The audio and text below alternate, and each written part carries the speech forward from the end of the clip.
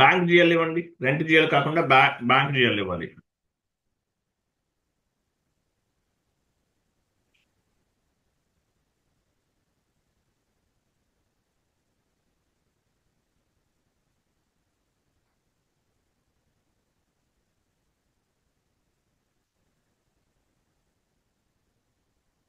చూసారా, only bank GL ఒకటే వచ్చింది.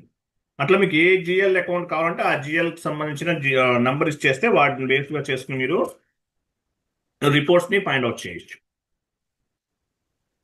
ఓకేనా? నెక్స్ట్,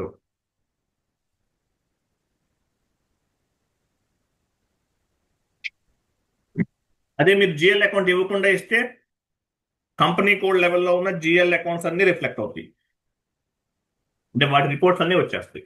క్లియర్ కదా? నెక్స్ట్,